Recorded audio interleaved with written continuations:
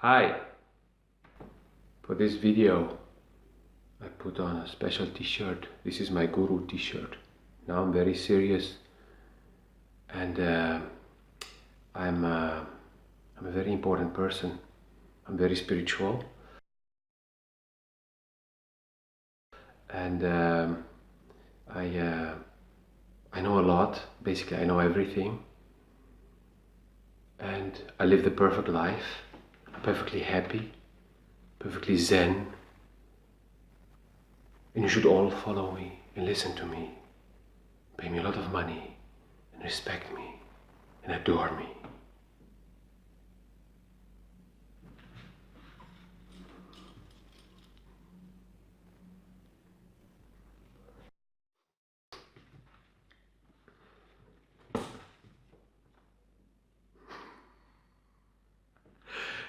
Yeah, right? Isn't this what you see a lot? Don't you hear like, I'm a starseed, I'm a Nocturian, I'm a vegan, I'm from that constellation, and oh, I'm so special, and it's an honor for you to have met me. Yeah, well, a lot of crap, right? So, you saw the title. Don't be so fucking serious. Why? Well, what I will tell you in this video may shock you. You may not like what you hear all the time, but I hope it will trigger something. You hear a lot of these people talking this way. A lot of people who are always promoting themselves as being those perfect Zen masters. And as sometimes you see, something slips through the cracks and you see a totally different person. You're like, huh? Well, one of the things I wrote a whole blog post about, and I rarely write, is that yes, we are spiritual beings. We have a spirit, we have a soul. But just for a moment, assume reincarnation exists. Or reincarnation in general. We are a spiritual being having a human experience in this life. Meaning, we as spirits came and went on purpose in these human bodies to have an experience here. If we, very high level experienced spirits, very powerful, who can manifest anything, would have wanted to be flying spirits, we would have been flying spirits. We would not have been human beings. We would not have been in a body made of flesh and blood and mostly water. So, get your feet back on earth and be here. Yeah, but I would love to be... Yes, you chose to be here. So be here, and after you die, you can go back.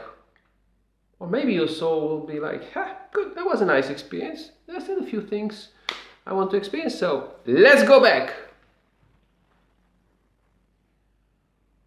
It's very important to be aware of this. It was our own conscious choice to be here. So be here. Second thing. All those gurus, spiritual beings,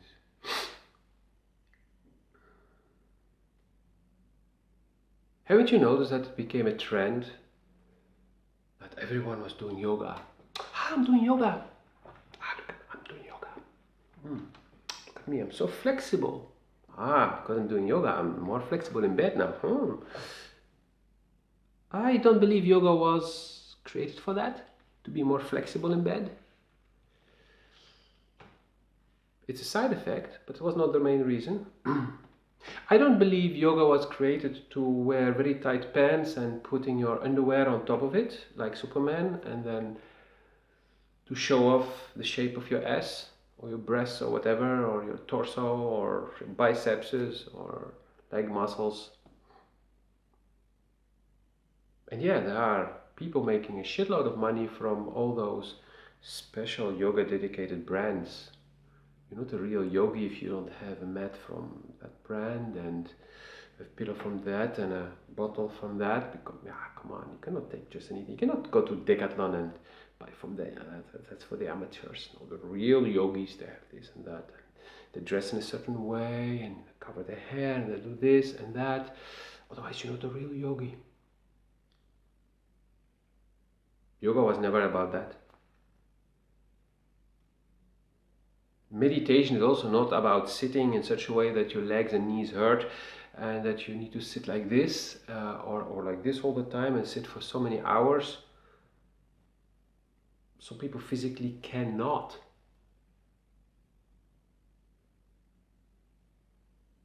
Meditation is about stopping, silencing the mind, relaxing the mind actually, putting it to sleep, and then let your soul speak. Actually listen to what it's saying. It's being in contact with yourself.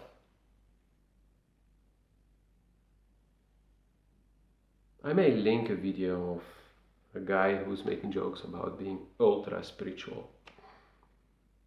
This guy has really kicked the bucket. And if it annoys you what he's saying, then probably you are also living, in a way or another, this fake identity.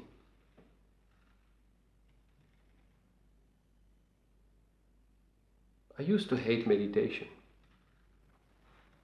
I was introduced to it and still I could only do one type of meditation. It was the 3-minute meditation and then the walking, actually 2 types, and then walking meditation.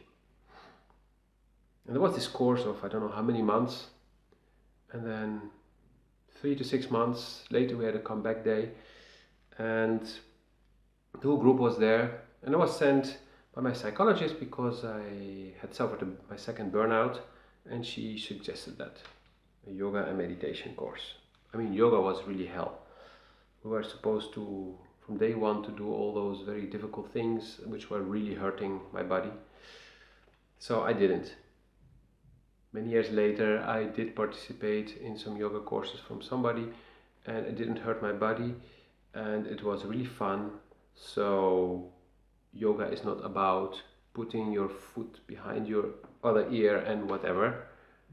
Yoga is about becoming more flexible, and you don't do that by forcing your body and by hurting yourself. But that aside.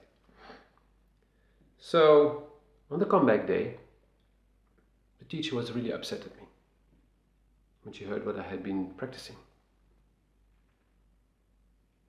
And I was really astonished because I looked around the room and I saw all those people. Actually, it was 6 months after.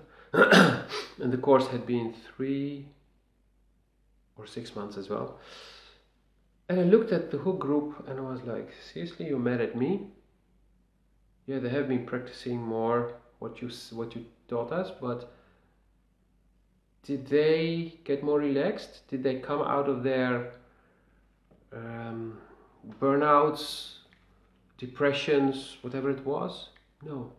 I was living a normal life already, and they were still at the same point where they were when we started. And so yeah, they had been practicing. But this teacher really didn't understand anything. Because she was in her ego. She had this spiritual ego. Like, I'm teaching and people should do what I'm teaching. She was not caring about the results, about the quality of life people were having. She was caring about, did the people follow my instructions? Did they listen to me? Did they do what I told them to do? So I'm grateful to this lady because she showed me a crucial thing. And when I work with people, I don't tell them like, this is exactly how you should be doing it. I guide people in some things. I'm like, okay, I suggest that now we do it in this way. But in general, when I'm teaching, like when I taught the grounding course, which is about grounding, cleaning, recharging, and shielding, I taught the people, and I shared, let's say, I shared with the people, and I let them practice different methods. I gave them different tools, and then I told them to go home and practice on their own and feel what resonates with them and combine what they feel to combine and do it in their own way. So on the last evening, when they came back, they told me how they had been practicing. And I saw that they changed. I saw that the quality of their lives changed. And they were not doing things exactly how I taught them, but they took what resonated with them, what worked for them, combined it in their own way, and it was working. So I was very happy. I don't care that they don't do it the way I taught them. I don't care that they do it differently from how I do it, because we are different people. We have different needs. But what we all need is to be more grounded. We all want is to be more relaxed, to be more happy. And they became more relaxed and more happy.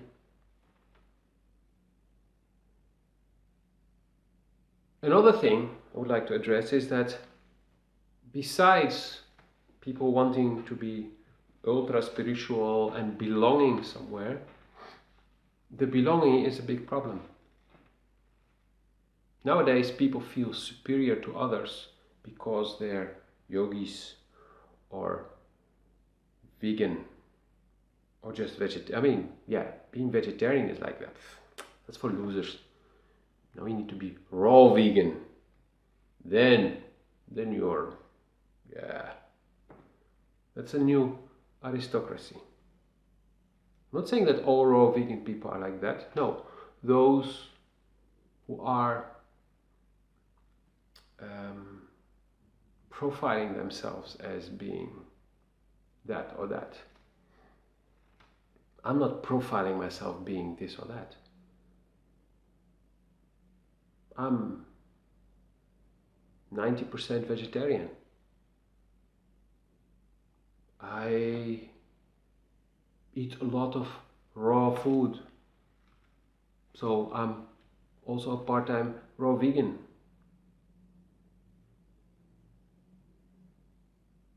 So I don't fit in one of these elite categories. But I don't give a fuck. I don't care. I do what feels good for me. I listen to my body, so I do intermittent fasting. I heard about it, I tried it, I forced it, didn't work. Then I started listening to my body, and now I have been doing it for almost 4 months already. So I lost weight, I have much more energy, I feel better, I've been more productive, more successful, made more money, all from the intermittent fasting. No, but all these things are connected. I started listening to my body.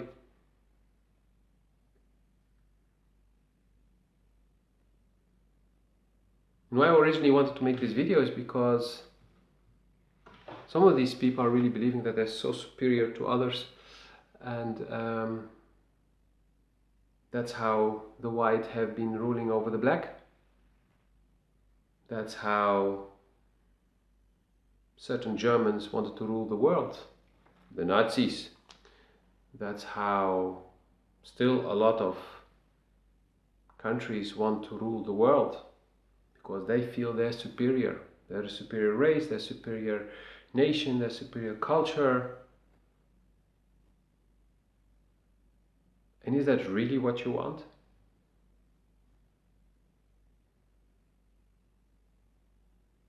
Spirituality is not about being superior. Being more spiritual is not being better.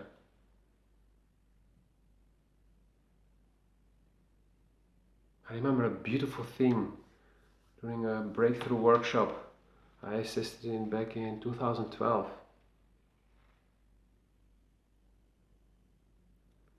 Michael Bradford was the guy giving the workshop, and I was assisting him together with two ladies. And the first thing he said, there were 30 people in the room, "This weekend we will not be spiritual." Some people were really shocked. We will be here in the physical body.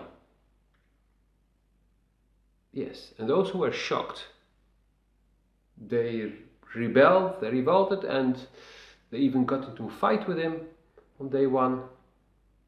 But at the end of day two, at the end of the weekend, they went to give him a hug.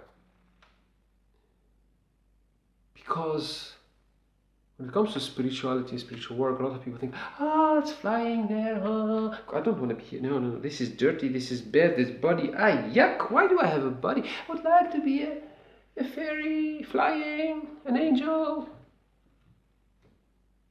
I even had somebody say, who just forgot about the meeting we set up, and like, but yeah, I'm an archangel, and I cannot plan things, and I cannot work with time, and I'm like, what the fuck? You're in a human body, you're a human being. Respect people. We set an appointment, we stick to it. Don't give me the crap that you're a Arcturian, archangel, whatever, and that you're being angelic. I mean, she used all those words in like one small paragraph. Of course, I deleted the person from my Facebook, like, fuck off.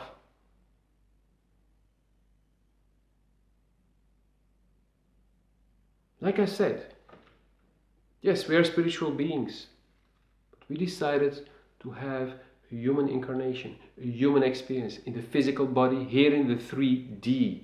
And yes, a lot of people are talking about, we're moving to 5D, and from there we have the 12-dimensional beings who are blah, blah, blah, communicating. Yes, really very interesting, all that.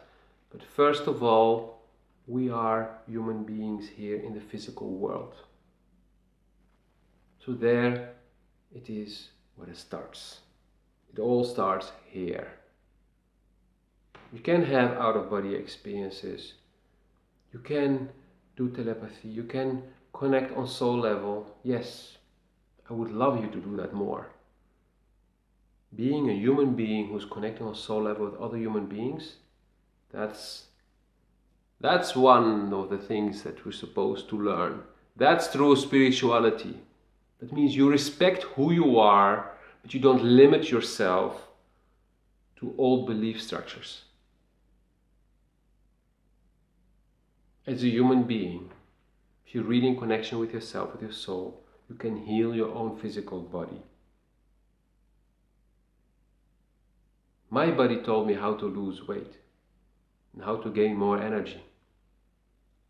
I didn't need medication for that. I didn't need courses for that. I didn't need to go to an expensive fitness center to eat certain stuff. No, I listen to my body, and I'm doing what my body is telling me to do. I go to sleep when I feel to sleep. I eat when I feel to eat. So sometimes the intermittent fasting stops earlier because I really feel like now I need to eat, and sometimes it continues much longer because my body's like, no, I don't need to eat now. Please keep doing what you're doing. And sometimes my body's like, okay, now I would like to eat some meat. Okay, then I eat meat. I'm now really in the mood for that sneaker, and then I eat that sneaker or those chips. Yeah, I do that from time to time. I'm a sinner. Fuck the judging. Yeah, I'm judging the judging. Yes, I'm aware. No, seriously. Listen to your body. And when you're really in contact with your body, and you're not all the time up here, but you have more here, you'll be able to connect with people in a different way. That's how you connect on soul level. That's how you meet your twin flame, your soulmate. And by the way, your soulmates are not the ones you need to fuck. Soulmates are tight friends, close friends in the soul world. Doesn't mean you need to be lovers, doesn't mean you need to make babies with them. I met quite some soulmates in this lifetime. Yes, at first I would start relationships with them because that's the only thing I understood. Like, oh, this connection feels so good. This must be the one. And I made that mistake a few times, and eventually I learned that no, that's not it. Connecting on soul level is the way we're supposed to connect. Because we have souls. So we should use them. Like we have hands, so we should use them as well. To put a hand on a shoulder, to carry somebody, to hold somebody, to hug somebody. Not only to punch or to steal. Go in here. Feel, connect with this. And don't let your ego distract you and the ego of others and try to pursue and to belong to whatever group and elite. And no, that is insecurity. That's like you at school, you wanted to actually belong to this group of popular kids because you felt insecure and lonely. But if you're in here, you cannot feel lonely. And then your physical loneliness will also change, because when you're in here, you will connect with other people who are also in here. And before you know it, you'll have a nice group of people around you who are all living from here and connecting from here.